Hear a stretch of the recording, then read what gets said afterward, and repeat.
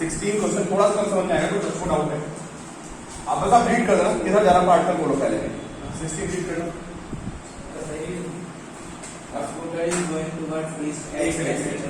किधर जा रहा है? ईस्ट।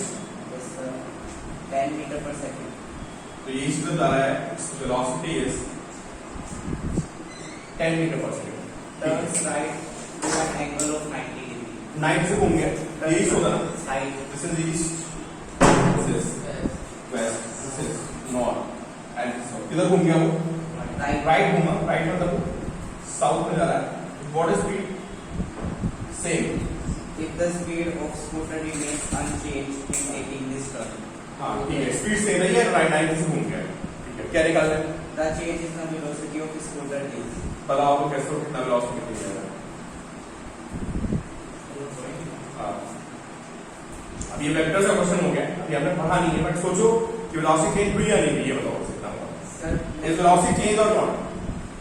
नहीं सर, जब स्पीड सेम रहेगी अब देखो चेंज हो गया ना, डायरेक्शन चेंज हो गई ना, नहीं भाई मैग्नीट्यूड सेम है, लेकिन अगर आपने 90 का टर्न मार दिया तो क्या चेंज हो गया? डायरेक्शन चेंज हो गई, और डायरेक्शन चेंज हो गई तो हुआ क्या पता है? No change in speed. अगर यहाँ पे आप देखेंगे तो no change in speed because magnitude is same, है ना, बट वेलोसिटी इज चेंज, है ना।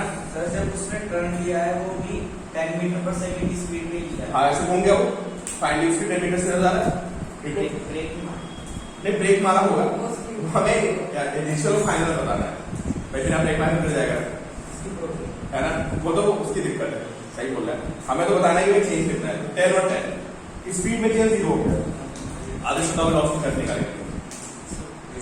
यार। अब क्या चक्कर क्या पता है, तुमने वेक्टर्स नहीं पढ़े तो आप नोट कर ले रहा है, कुछ मैं ये से बातें करूंगा आपको समझ में आएंगी, बट बाद में बता दूंगा, ठीक है। देखो दिस इज V2, थोड़ा सा समझने की कोशिश करो, वैसे स्टार्ट पढ़ो तो पसंद है। देखो ये बच्चे ऑनलाइन बैठे हैं, आपने उनको पूछा है तो change in velocity is final velocity minus initial velocity, है ना। वेलोसिटी किस क्वांटिटी? वेक्टर क्वांटिटी है। सबट्रैक्शन का मतलब होता है आपको नेगेटिव को ऐड कर देना, ये सबट्रैक्शन का मतलब होता है। This is V1, this is V2, इसको उल्टा करेंगे तो क्या करेंगे? अगर मैं इसको उल्टा करूंगा आई विल गेट माइनस। भाई 16 क्वेश्चन का डिस्कशन हो रहा है, बच्चे ऑनलाइन पढ़ने का टाइम आपको बता दो, 16 क्वेश्चन। तो this is minus V1, this is V2। अब मुझे V2 और माइनस V1 को ऐड करना है, अब मुझे V2 और माइनस V1 को ऐड करना है, तो मेरे पास पैराग्राम क्या होता है? मेरे पास समझाने के लोगों को गगन क्लियर हो रहा है, खुशी क्लियर हो रहा है। दिस इज V2, इसको उल्टा कर दिया, दिस इज माइनस V1, दोनों की टेल ज्वाइन कर दी, पैराग्राम बना दिया। और जो पैराग्राम का डायगोनल होता है वो क्या होता है? आदित्य याद आ रहा है सब? जो पैराग्राम का डायगोनल होता है वो क्या होता है? वो होता है टेंशन।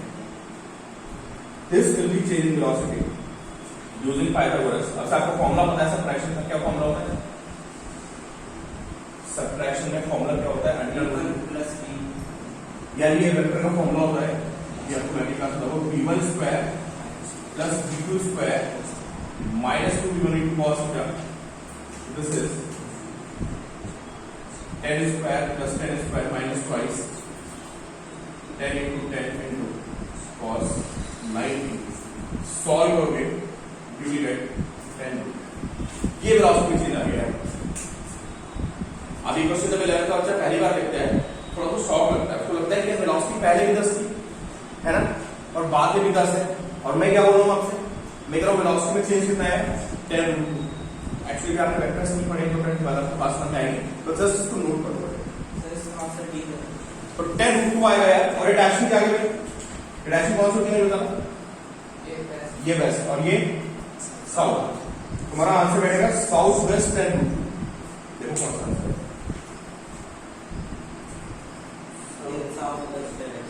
ठीक है, तो सर इसको सॉल्व करने की जरूरत नहीं यार तो पूरा सॉल्यूशन हुआ है सर। वो साउथ ईस्ट वेस्ट भी लगा देते सिर्फ डायरेक्शन पूछिए, सिर्फ मैक्रो भी पूछा है। तो डोमेन सॉल्व कैसे है? दो ऑप्शन दो ऑप्शन ऑपरेशन है यार। एक में 14.14 है हाँ। और एक में 20.0। तो 10 रूट हो जाएगा 14 पॉइंट और 14 10 इंटू 1.414 तो 14.14 बैठ जाएगा। ठीक है, तो ये क्वेश्चन जो है ये वेक्टर्स का है, क्योंकि आपने वेक्टर्स नहीं पढ़े ना, थोड़ा सा भी आप मैनेज नहीं कर पाओगे। तो क्या है भाई, अगर बात तुमको समझ आई सर अभी तक कितने चैप्टर हो गए? ये काफी हो गया, कवर कर दो इसका लगा के ना। बस थोड़ा टाइम एडजस्ट करना है, 1 मिनट हो गई ऑलमोस्ट। 1 मिनट डायमेंशंस एरर्स वो यूनिट है मेजरमेंट वो तो मैंने कर दिया। ये बोले करा दो। अरे अगर भाई इसमें थोड़ा थोड़ा क्वेश्चन बन रहा है यार, इसमें क्या दिक्कत है? V2 माइनस V1 तो निकालना था यार, तो ये V2 था, ये V1 था, उल्टा करके चलो ऐसे और क्वेश्चन आएंगे, आप बात समझ आ जाएगा। और भाई कौन सा डाउट है? 17 देखो 17 भी करना तो क्या है? particle is moving eastward with the velocity of 5 meters per second in 10 seconds. The velocity changes to 5 meters per second northward. The average acceleration in this time is 0. भाई आप लोग नोट करें, ये स्कूल में बड़ा इंपॉर्टेंट क्वेश्चन है दोनों। ये क्वेश्चन स्कूल में बहुत ज्यादा पूछा जाता है। पहले बहुत सा वेलोसिटी कितनी थी? 5 meters per second. इधर ईस्ट, चलो भाई पहले बंदा दिस इज V1 5 मीटर पर सेकंड ईस्ट, फिर क्या होगा? In 10 seconds, the velocity changes to 5 meters per second northward. तो उसके बाद ये नॉर्थ जा रहा है लेफ्ट सर और स्पीड इसकी वही सी है ना, स्पीड इसकी 5 मीटर 10 फिर इन 10 सेकंड्स क्या होता है इसमें? एक्सेलेरेशन पूछा हाँ. है ना। एक्सेलेरेशन क्या होता है? Change in velocity. Average. यार अब यहाँ भी वेक्टर से यूज हो जाता है, ठीक है। चेंज इन डेल्टा का मतलब होता है चेंज, है ना, मतलब इसका मतलब है V2 ऐसे लिखो, V2 माइनस V1 अपॉन ये होता है एक्सेप्शन। अब ये आपको नोट करना है, जिन बच्चों ने वेक्टर्स पढ़े हो देखें, V2 माइनस V1 का क्या मतलब हुआ? V2 माइनस V1 का मतलब हुआ कि मुझे V2 में माइनस V1 को ऐड करना है। कैसे ऐड करेंगे माइनस V1 को? आप सबको पता है, इसको रिवर्स कर दोगे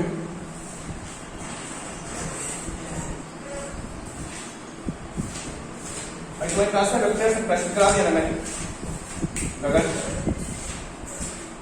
या नहीं करा मैंने?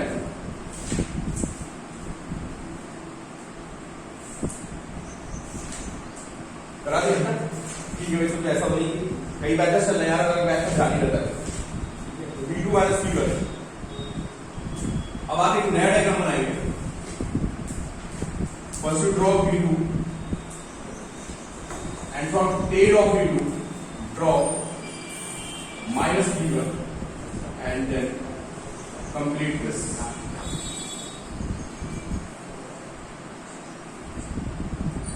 ये वाला जगह चेंज इन वेलोसिटी। डायरेक्शन क्या बनेगी इसमें? ये नॉर्थ है, ये वेस्ट है, तो this will be north waste.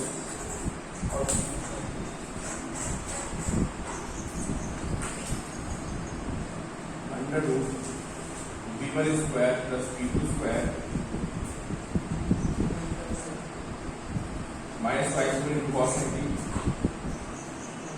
आगे तो V2 square into 5 square plus 5 square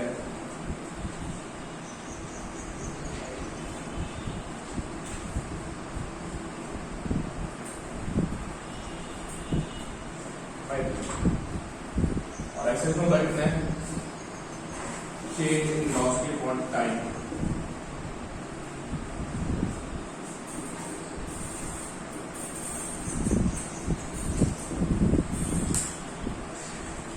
ये बेसिकली पूरा वेक्टर्स का क्वेश्चन है।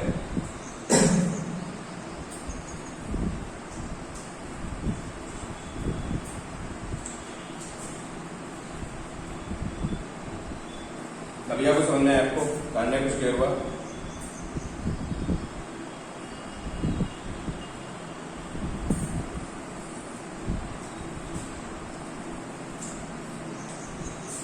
स्क्रीनशॉट लो, मैं इसको रब कर रहा हूँ, ठीक है? Take screenshot. चलो अब यार हम लोगों ने जो कल पढ़ा था उस पर बेस्ट क्वेश्चन देखते हैं आगे बढ़ते हैं।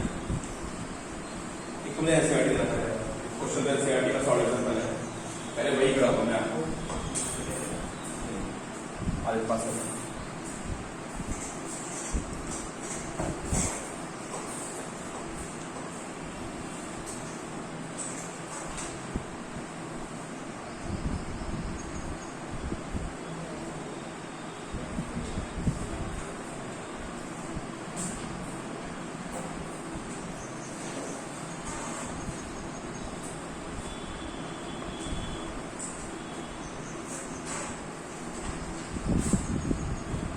क्वेश्चन 3.1 देखो आपको मैं ग्रुप में भेज रहा हूँ, ठीक है? आपको दिन क्वेश्चन नंबर 3.1 ग्रुप दे रहा हूँ आपको।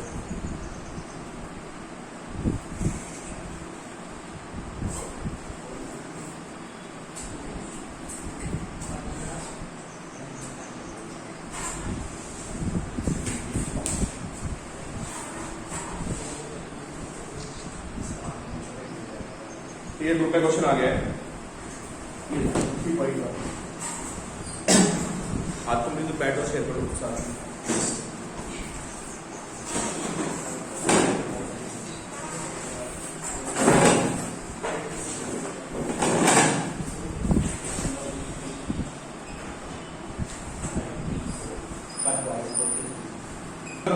ठीक है, चलो एक बंदा ए से बी गया आधे रास्ते में in half distance, speed is v1, ठीक है? Speed is v1 and next half distance speed is v2, ठीक है? पहले आधे डिस्टेंस में आपकी स्पीड v1 थी, अब यहाँ पे आपकी स्पीड v2 है। फाइंड एवरेज स्पीड, बहुत ही ये कॉन्सेप्ट भी है, ये कॉन्सेप्ट भी है और ये क्वेश्चन भी है। v1 t1 plus v2 t2 upon t1 नहीं भाई, इस बारे में वो दिया हुआ है हाफ डिस्टेंस, ठीक है? सुनो एवरेज स्पीड क्या होती है बताओ आपने? the distance upon time, average speed होती है क्या? Total distance upon total time. तो देखो भाई ये बड़ा इंपॉर्टेंट क्वेश्चन है, बड़ा इंपॉर्टेंट कॉन्सेप्ट है, आपको मुझे आंसर बताएं क्या आएगा इसमें। सोचो भाई, 2 मिनट सोचो आप। the distance हो जाएगा v1 क्या डिस्टेंस मैंने ds कर लिया ताकि वो कैंसिल हो जाएगी।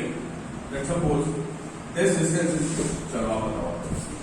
v1 t1 plus v2 t2 हाँ असाइनमेंट नहीं था भाई, असाइनमेंट दे रखा है, बड़े कॉन्सेप्ट है तो मैं करा देता हूँ क्लास में। बिल्कुल ये असाइनमेंट था क्वेश्चन, देखो आप असाइनमेंट में होगा क्वेश्चन। यस सर है सर। हाँ और ये कॉन्सेप्ट भी भाई, ऑल्सो कॉन्सेप्ट, ठीक है?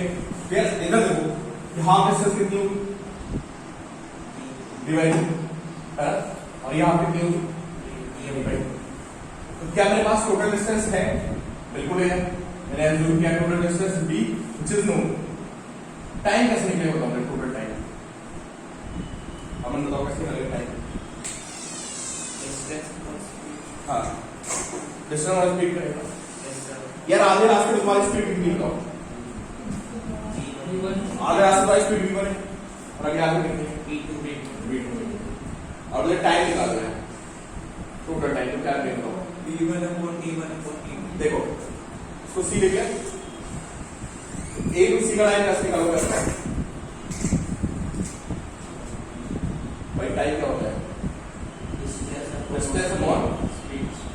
मुझे बताओ कितनी डिस्टेंस है? d by 2 है ना? स्पीड कितनी थी? तो ये एक सी का टाइम आ गया, ठीक है? And from C to B ये भी होगा कितना? d by 2 टोटल टाइम कितना होता है? प्लस कर देंगे What will be total time?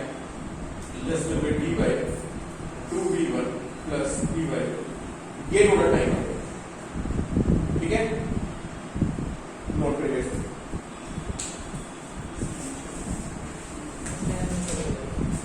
इसको नोट कर लीजिए, इंपॉर्टेंट बात है।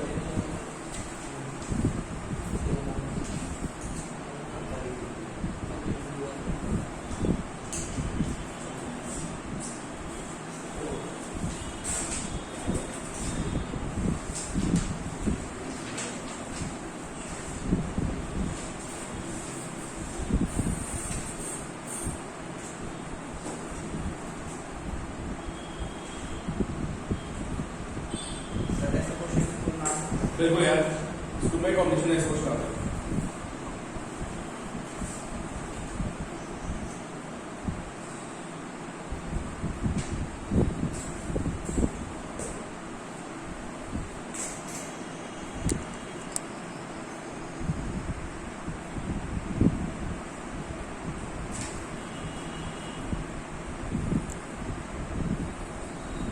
टाइम नोट ले नोट ले पहले आगे आगे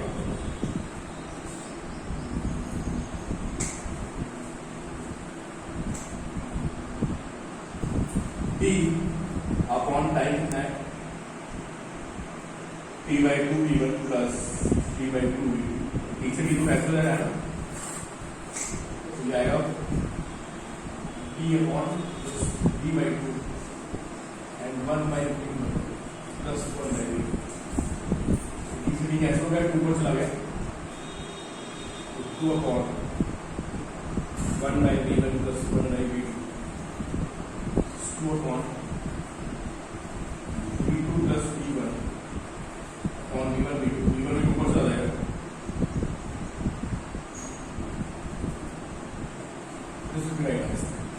तो याद करो यार रिजल्ट सीधे आपको याद होना चाहिए, ये स्टैंडर्ड रिजल्ट है V average equal to twice V1 V2 5, ठीक है।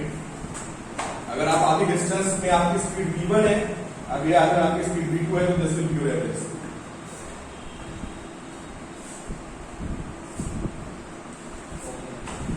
फॉर्मूला बन गया, ठीक है। अब कल आप मुझसे क्वेश्चन पूछ रहे थे, देखो कल आपने मुझसे क्वेश्चन पूछा था कि इसी में थोड़ा शायद स्टैंडर्ड का क्वेश्चन, देखो कि एक बंदा ए से भी जाता है, ए से भी जाने में उसकी स्पीड थी 60 किलोमीटर है ना, और लौटते समय उसकी स्पीड कितनी हो गई 40 किलोमीटर पर आवर से उसकी टर्निंग हुई। तो what will be average speed? ऐसा लगता है 50 आएगी, 60 से गया 40 आया, होगा नहीं ऐसा, देखो निकाल लो 48 है ना, ये थोड़ा सा गड़बड़ हो जाती है। अगर आपने बिना सॉल्व किए ऐसे क्वेश्चन कर दिया, तो मैं फॉर्मूला बताया 2V1 V2 upon V1 plus V2 कितना आएगा 48 किलोमीटर।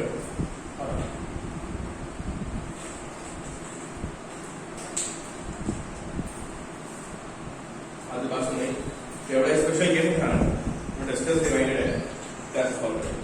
तो बस एक क्वेश्चन और था, इसका 3 डिस्टेंस लिखो, उसका आंसर क्या होगा? एक के साथ जो 3 इक्वल डिस्टेंस होती है, उसमें स्पीड V1 V2 V3 होगी। देखो कौन सा क्वेश्चन है 13 आप लोग असाइनमेंट देखिए, क्वेश्चन नंबर 13 और आंसर निकालने की कोशिश करिए, है ना। एक बंदा ए से बी जा रहा है, in 1/3 part his speed is V1, in next 1/3 part his speed is V2, and in last 1/3 part his speed is V3। ये कह रहा है थोड़ी बार क्वेश्चन देखो,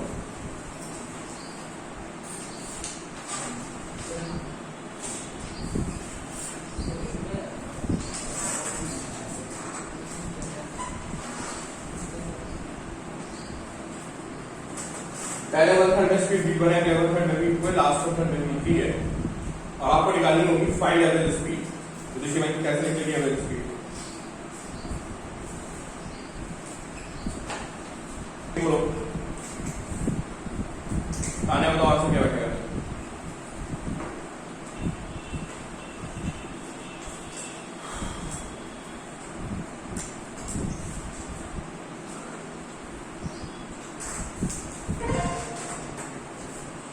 ठीक है तान्या, बेटा को थोड़ा डिफरेंट आएगा।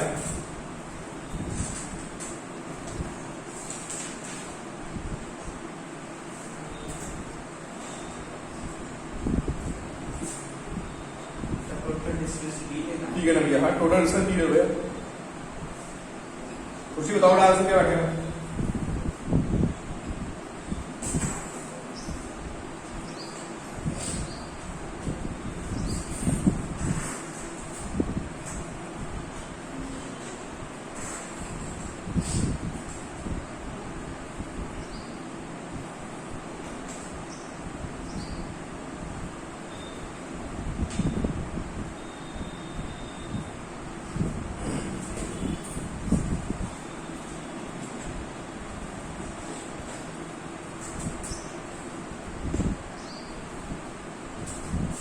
टाइम निकालता है, टोटल टाइम कितना निकलेगा, डिस्टेंस अपॉन स्पीड, फिर अगले का time distance upon speed, last वाले का time distance upon speed, this is total time. तो वही समझा है, पहले बोलो आपको, ये सामने लिखा हुआ है, ये क्लियर बोलो, स्टार्ट क्लियर, हम क्लियर है, yes sir. that is 10 d by 3 upon v1 फिर d by 3 upon v2, this is total time. So what is average speed? Average speed is total time, total distance upon total time. Total distance कितनी आती है, this is d, time कितना है, d by 3 v1 plus d by 3 plus d by 3 solve करना है पहले price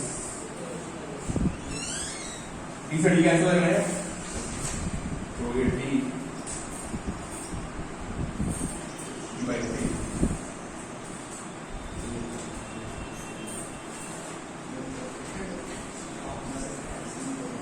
तो वही यहाँ से बताइए आगे आज का क्या कौन सा ऑप्शन आ रहा है, सर बी आंसर।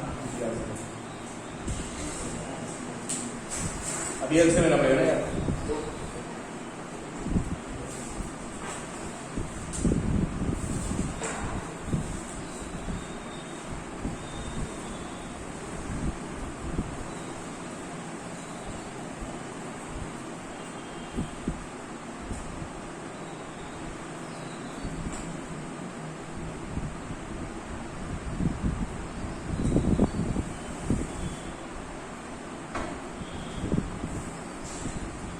क्या डी से डी कैंसिल हो जाएगा, क्यों हाँ सर हो जाएगा। सी ऊपर चला जाएगा, फिर डी से एल से कितना आएगा, v1 v2 v3 एल से आ जाएगा, हाँ ऊपर आएगा b2 b3 plus b1 b2 plus b1 b2। बिल्कुल बिल्कुल सही बात है।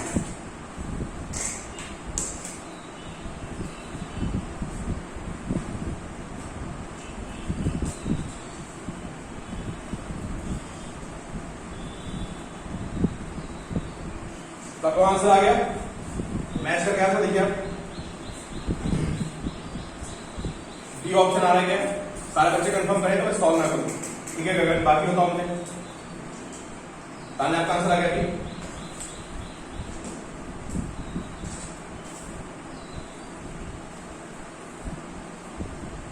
ठीक है, शरीर तो दूसरे का आपका आंसर है।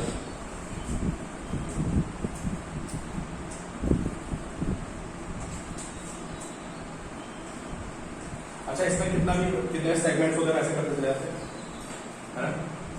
टाइम, अगर टाइम से में तो कोई दिक्कत नहीं, पता है टाइम का फॉर्मूला बहुत इजी बनता है, तो मीन आ जाता है। जैसे मैं यहां से मैं किसी पॉइंट पे गया 3 पार्ट्स में, पहले पार्ट में मेरी स्पीड v1, अगले में v2 फिर v3, बट वहां पे टाइम सेम हो, यहाँ पे क्या सेम था यार, डिस्टेंस है ना, थोड़ा कॉम्प्लिकेटेड सा है, टाइम सेम हुआ तो क्या बनेगा, नीचे टोटल टाइम टोटल टाइम क्या हो जाएगा, ऊपर कितना आएगा v1 into t by 3 plus b1 b2 v2 into t by 3 और प्लस सीधा फॉर्मूला आएगा v1 plus v2 plus v3 by 3 direct, दो पार्ट में तो क्या आएगा v1 plus v2 by 3, है ना।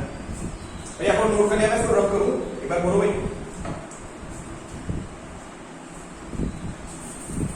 उसी बड़ा आंसर आ गया आपका, खुशी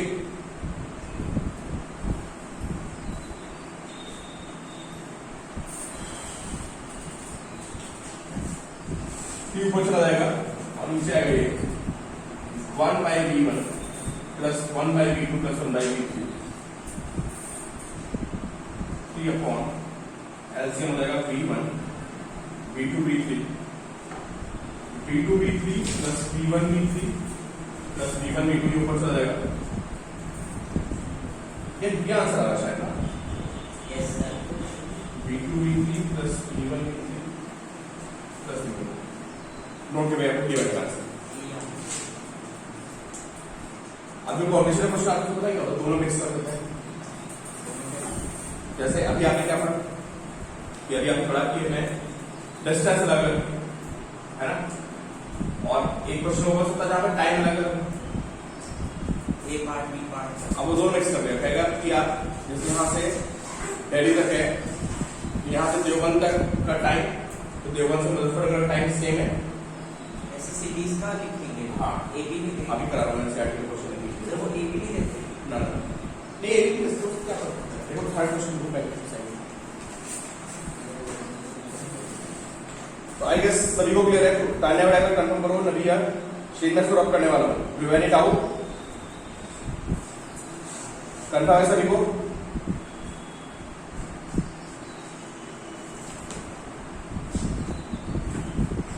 चलो ठीक है, ओके। अब आप मेरे क्वेश्चन का आंसर बहुत ही आसान सा है कि अगर मैं यहाँ पे टाइम इक्वल कर देता तो क्या होगा। अब यहाँ डिस्टेंस कर दी और मैं आपसे ये बोलता कि from A to B for first 1/3 of time, मतलब जो टोटल टाइम लग रहा है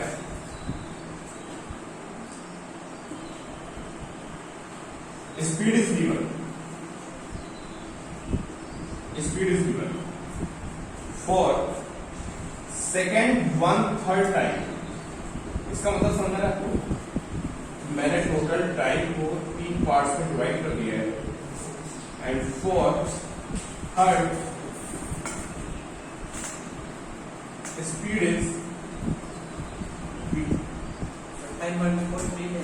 हाँ, ये टाइम सेम है, यहां से यहां का टाइम 2, यहां से यहां का टाइम भी t है, और यहां से का टाइम भी t ले लेते हैं, ठीक है।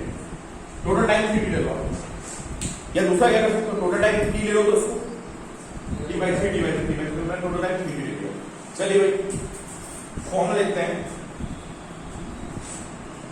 Average speed is equal to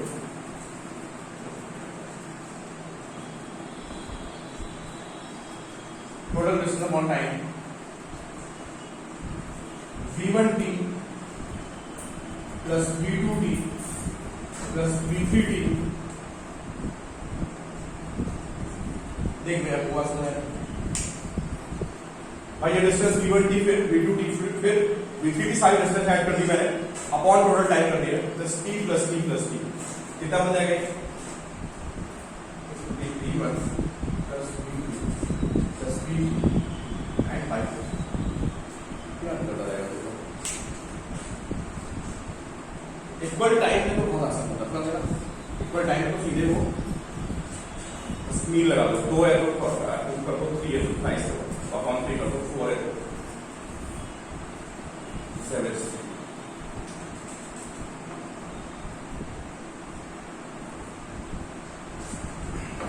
ठीक है, अब मैं आपको एनसीईआरटी क्वेश्चन दे रहा हूँ, काफी अच्छा खासा स्टैंडर्ड क्वेश्चन बताता हूँ कौन सा है। सर टोटल टाइम क्या होगा? टोटल टाइम 3t हो गया, 3t होगा और क्या t plus t plus t। भाई टोटल टाइम मैंने 3t ले लिया ना, मैं t नहीं लिया यार, अगर मैं t लेगा तो क्या होगा सर t/3 तो t/3 t/3 और t/3 होता, इसमें टोटल टाइम 3 होता है। अभी मैंने टोटल टाइम कितना ले लिया, सर मैंने t/3 मैंने ऊपर वाला दोनों मिक्स कर दिया। नहीं नहीं मैंने t/3 से कर दिया। कोई दिक्कत नहीं, आंसर तो मिल जाएगा। यहाँ से सेव करना है।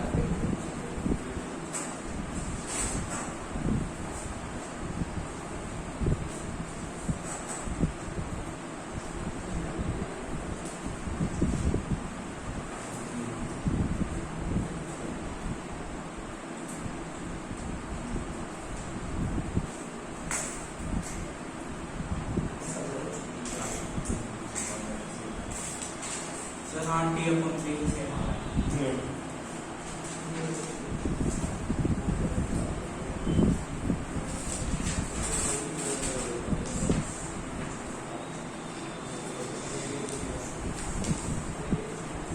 3.14 यार ये पैसा टोटल है 3.14 फ्रॉम एनसीईआरटी 10 एक्सरसाइज जो मैंने आपको कॉन्सेप्ट पढ़ाया अभी है ना, इसी बेस क्वेश्चन है, और यही क्वेश्चन सेम क्वेश्चन जेई में आया हुआ है, सेम क्वेश्चन मेडिकल में भी आया हुआ है। काफी आपको दिमाग लगाना पड़ेगा इस क्वेश्चन में।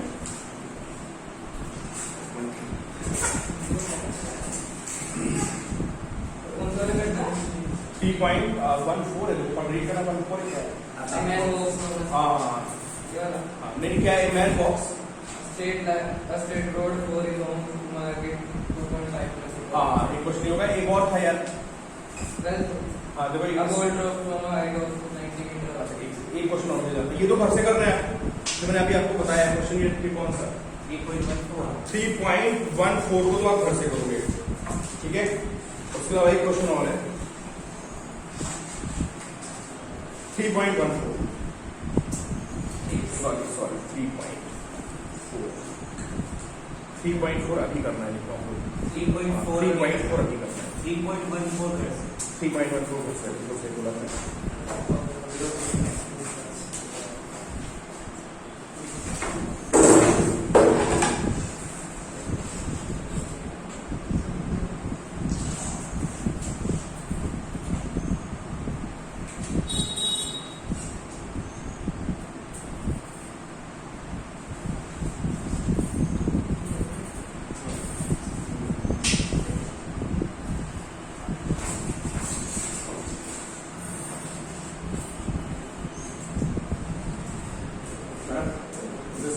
बात करता हूँ फिर आप क्या खाएंगे फिर अगले 8 सेकंड में फिर मैं 2 चलूंगा ऐसे करते करते 12 स्टेप में 12 मीटर ना वो 12 स्टेप्स में करेंगे। एक 12 नहीं थोड़ा पहले से थोड़ा भाई कहानी गड़बड़ होती है 52 सेकंड्स तो वो 8 सेकंड तक पहुंचने का टाइम लगेगा 8 सेकंड में सॉरी 8 स्टेप तक कितना टाइम लगेगा 8 मिनट में 8 स्टेप आगे जाने में उसको टाइम कितना लगेगा 5 स्टेप आगे 3 स्टेप पीछे मतलब मैं ये बोल रहा हूँ इन 8 सेकेंड्स स्क्रीन पर आपका तो सही लग रहा है इन 8 सेकेंड्स की अगर बात करूं है ना मुझे पहले 8 सेकंड बताओ कितना सही बंदा यार लिख लेता हूँ 1 2 3 4 5 6 7 8 9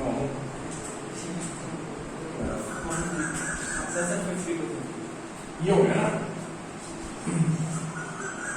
तो मैंने दोनों स्टेप को एक एक पे काउंट करके रख दिया। अब अच्छा आप देखो ये बताओ यहां से कितना टाइम लगेगा बोलो पहले बोलो भाई 8 सेकंड यहां तक आएगा 8 सेकंड फिर 4 तक आएगा 8 सेकंड फिर 6 तक आएगा 8 इसके बाद 6 से 6 से 8 में फिर उसको 8 फिर 8 अब 8 से क्या होगा ना यार 8 से कहानी कुछ गड़बड़ हो रही है 8 से अगली बार चलोगे ना 5 स्टेप गिर जाएगा तो स्लिप गिर जाएगा भाई 8 में स्टेप पे 8 से आप कितना चलोगे बताओ 5 चलोगे ना 8 से 5 चलोगे कहां पहुंच जाओगे बताओ गिर जाएंगे 13 पे जाओगे 13 पे घंटा बना हुआ है यहाँ पे बोल रहे हैं सर फिर तो वापस नहीं आ पाएगा वो गड्ढे में रह जाएगा ये तो नुकसान है ज्यादा पढ़ा जाएगा इसको निकाला जाएगा कितना टाइम हो गया बताओ 37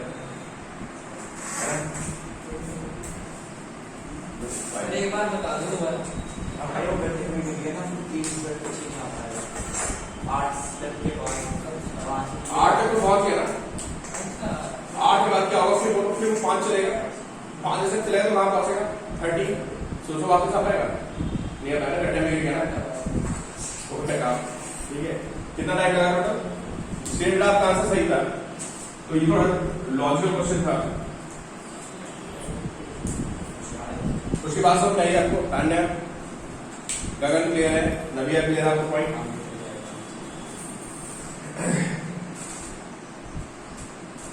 ठीक है ग्राफ आपको बात बनाएंगे इसका आई गेस कि आपको बात सुना लो ठीक है चलो ऐसे क्वेश्चन आपका इसके आइडिया काफी ट्रिकी लगेंगे 1/4 भी बहुत ट्रिकी है जो मैंने आपको 1/4 दिया है क्वेश्चन वो बहुत ट्रिकी है बहुत दिमाग खाने वाला क्वेश्चन है उसको आप घर पे ट्राई करोगे ठीक है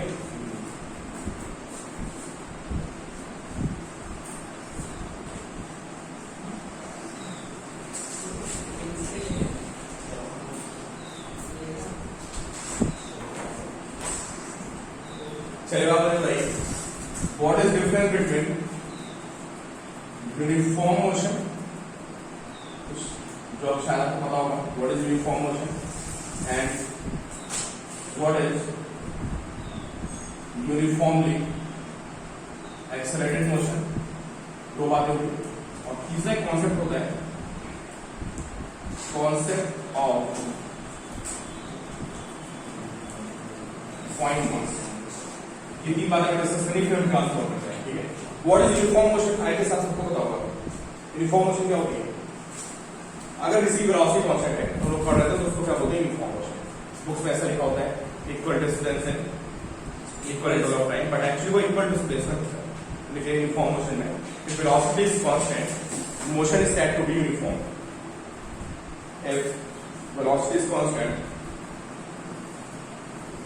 motion is said to be uniform. या बोल तो इक्वल डिस्प्लेसमेंट है equal time uniform. Uniformly accessed आपको पता है यहाँ पे एक्सेशन क्या होता है कांस्टेंट है ना।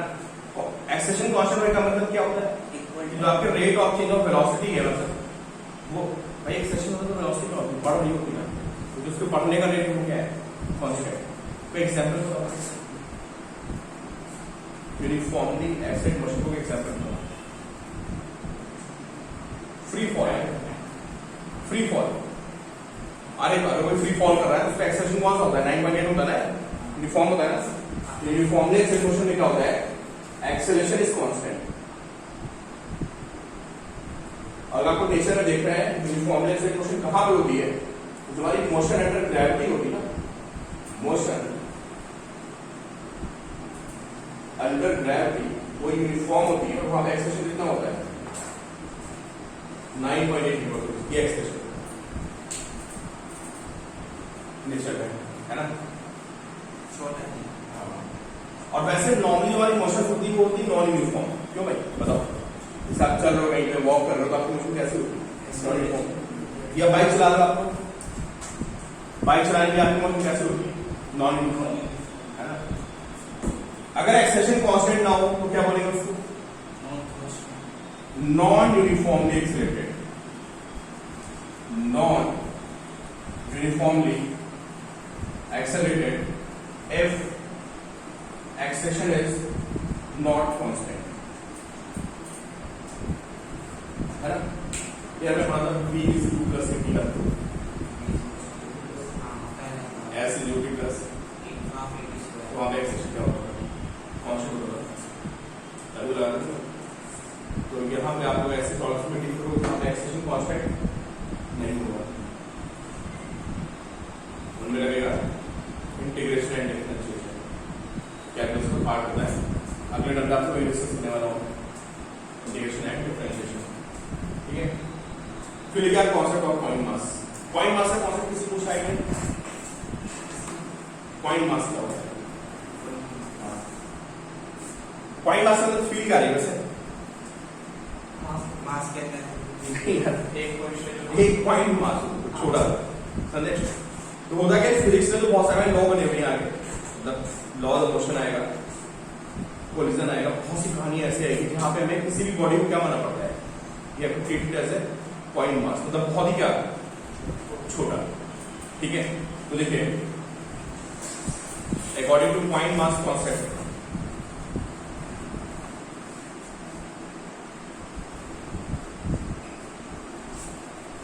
इन मैकेनिक्स है ना, मैकेनिक्स से लगता है concept.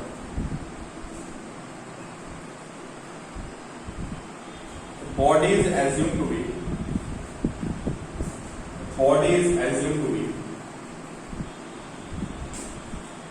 A point, body assume to be a point.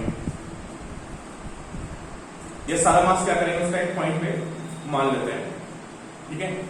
जो लोग ये सब पढ़ रहे हैं ये मोशन कौन सी काइनेमेटिक सारी बॉडी को इनको क्या मानते हैं पॉइंट मास। जैसे सोचो आपको बंदा ए से बी गया है ना, कोई बंदा ए से बी गया तो वो ए से बी जाएगा तो उसको किससे ट्रीट रहेगा, जस्ट लाइक पॉइंट मास। मान लो कार खड़ी हुई है यहाँ पे, मान लो ये कार जो है इसे पी जा रही है, ठीक है। थोड़ा डाउट होता है ना, कार ने कितनी डिस्टेंस ट्रैवल की बोलो। मान थोड़ा कार आगे खड़ी थी ऐसे निकली और कार यहां तक पहुंच गई, क्या डिस्टेंस एबी बराबर होगी एग्जैक्टली सोचो। अगले टायर से पिछले टायर। वो फिर टायर थोड़ा आगे पीछे हुआ है, मतलब आधी कार पॉइंट इधर थी आधी कार पॉइंट उधर थी, है ना। यहाँ पे इन सब प्रॉब्लम से बचने के लिए, है ना, कार को क्या ट्रीट करेंगे। मैंने बोला कार जो है ए से बी जा रही है, तो आप ये मान के चलो कि कार बिल्कुल क्या है, पॉइंट मास। तो जितनी डिस्टेंस ए से बी की डिस्टेंस होगी वही डिस्टेंस क्या होगी, distance travelled by car. But actual में ऐसा होगा, एक्चुअल ऐसा नहीं होना है, कार थोड़ा आगे पीछे हो सकती है, ठीक है। यहाँ पे जितना भी कॉन्सेप्ट आप काइनेटिक्स में पढ़ने वाले हैं उन सब में हम बॉडी को क्या एज्यूम करते हैं, पॉइंट मास। अब बुक के डेफिनेशन देखो, बुक में क्या होता है, तो मैंने आपको इनफॉर्मल बता दिया। बुक में लिखिए इफ, बुक की डेफिनेशन ये होती है, if distance travelled bye, if distance traveled by an object is very large compared to its dimensions,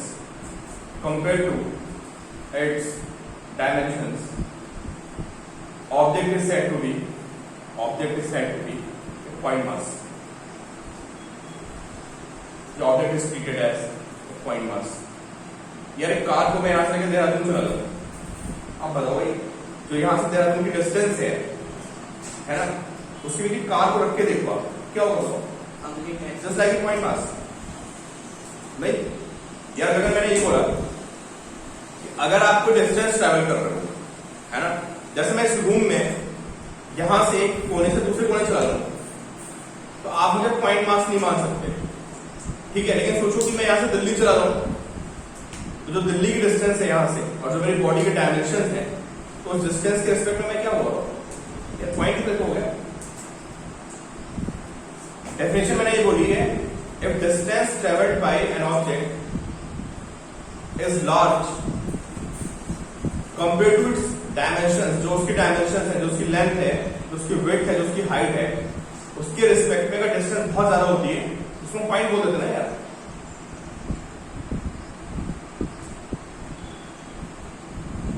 पास हो नहीं आपको। अगर कोई ऑब्जेक्ट बहुत ज्यादा डिस्टेंस ट्रैवल कर रहा है उसको हम किस तरह ट्रीट करेंगे, एज पॉइंट मास। पूरी काइनेमेटिक्स, पूरी मैकेनिक्स में जितने भी ऑब्जेक्ट्स होते हैं उन सबको हम क्या मान के चलते हैं कि दे आर पॉइंट मास, सारे पॉइंट मास होते हैं, ठीक है।